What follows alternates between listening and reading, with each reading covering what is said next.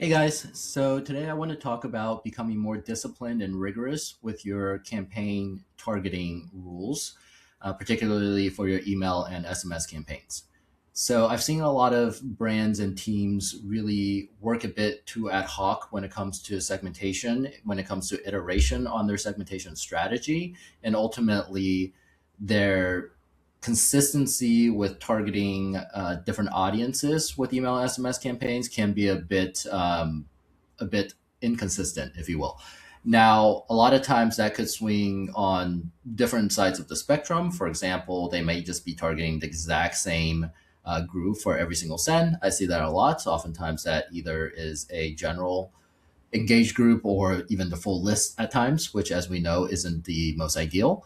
And other times they are perhaps adding a lot of different segments, but changing them quite often, even when the campaign types of content or themes are consistent across different campaigns, but the targeting is completely different, which is too chaotic in order to get a really good read on things after the fact. So to analyze, you really need some sort of consistency there. So, anyways, what we've built for working with our brands is really a campaign targeting rule set, which translates into the send builder. So let me take you through this really quickly, and perhaps you can build something for yourselves, and then really just get more iterative on your updating of the rule sets, on your analytics of your segmentation strategy, and also be more consistent across your segmentation targeting on your campaign. So first off, we built something where inherently we can see different versions. So for example, a live version, draft version,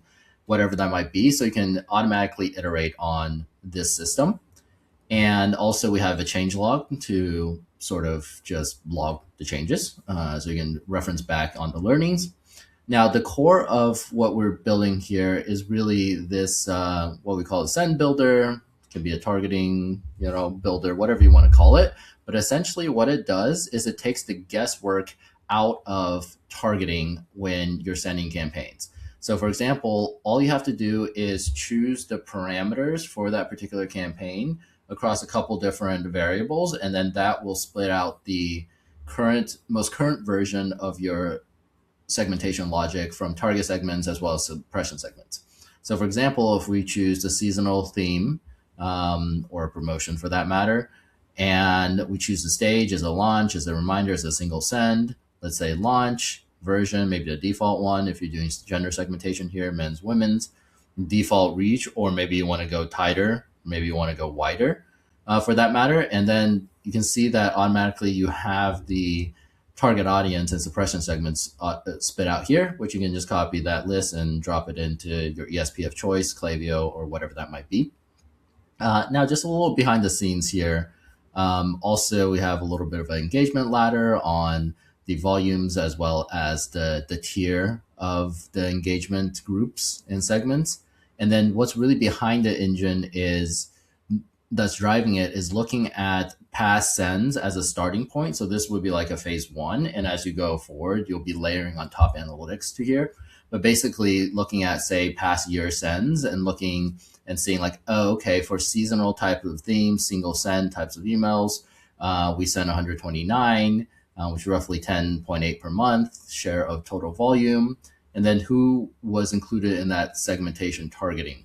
So 35% of the time we hit T2, 21% T1, and 21% T3. Here's the suppression, and whether it's baseline suppressions or by region and some other suppression types.